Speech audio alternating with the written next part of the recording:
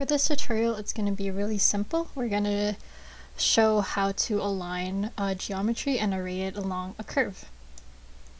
So this is from a previous tutorial where we just created a box and then put it into a geometry command. So now we're going to draw a curve on Rhino.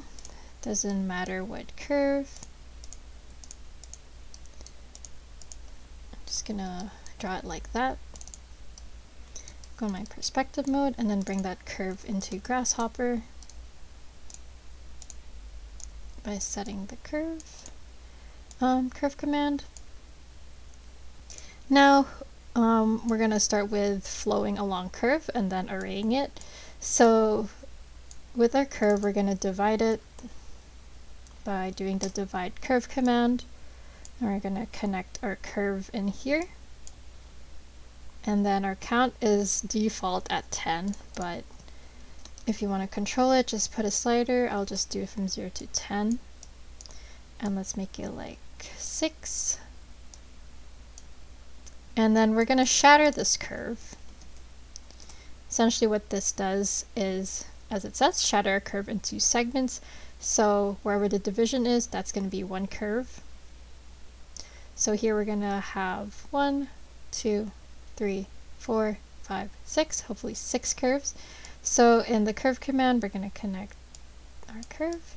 And then in the parameters, we're going to match it with the divide curves parameters. And we should have 6 locally defined values, and that is our 6 curves in between these points. So now we are going to flow it along the curve. So the command is flow. And here it is. It's the same as what we did when we did the array tutorial with the box morph, but instead with a curve. What it wants is the base geometry, the base curve. So essentially what these two are is it grabs the geometry, but it also wants like where the base is of that geometry. So I'll show you that in a second. So we're gonna connect our geometry in there. And as for the curve, I'm gonna just type another command, curve command, and then on Rhino we're gonna zoom it into our geometry. And we are gonna draw just a straight line wherever you want the base of it to be. So I want it to be right at the bottom middle. So I'm just going to go there. Actually, before drawing that line, I'm going to unhide it so it'll be easier for me to draw. I'm going to get the midpoint to, just look at the bottom right there, to that midpoint, and then press enter. And then I'm going to set that curve as my base curve. And then I'm just going to hide that again. And there, that's our base. And then it's asking for the target.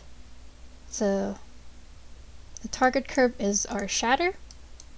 We're just going to connect that. And then you could already see it kind of flow along that curve. And if you wanted to kind of take on the morphology of the curve, you could leave it as that. You could play around with the other settings. I don't typically need the reverse stuff, but if you want to stretch it, you can set it as true. If you don't, you can set it as false. So then it still follows that base curve, but in segments of that shattered curve. So 6 segments. And if you want to keep the shape of the box, you could right click the rigid. And since it's false, you can make it true and it'll stay rigid and flow along that curve. So now let's do an array, which sort of does the same thing, but I'll just show you kind of that difference right here. So I'm just gonna search up curve array right there. And it wants a base geometry, a curve, and a count. So similar to this, but let's put our geometry in here. and our curve in here. And I'm gonna hide this and keep this the same.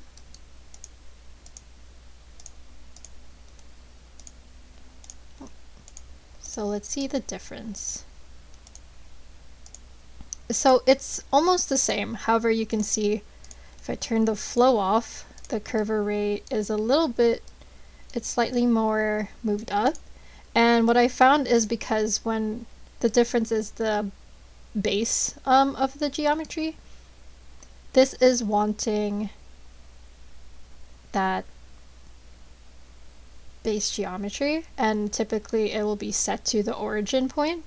So if your curve, let's say I copy this and move it all the way out here, and then just bring that back into Grasshopper and set that curve, and I use that as my target, you can see that it's now all over the place and doesn't follow the curve. This is because where your geometry is your base. So essentially, I'll show you how to fix it. It's either move the curve back to the origin point or where it's close to the geometry, or move the geometry closer. So if we copy and paste our geometry,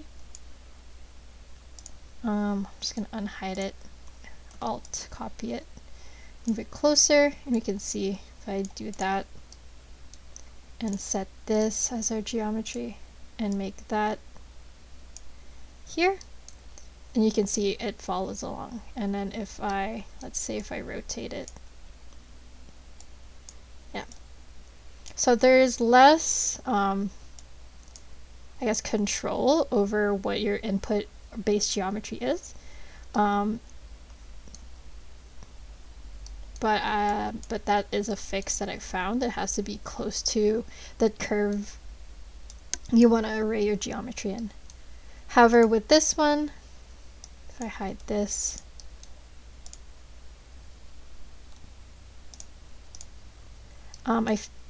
it already has that specificity of your base curve, so it will know what part of your geometry to flow along the curve. Yeah. Thank you.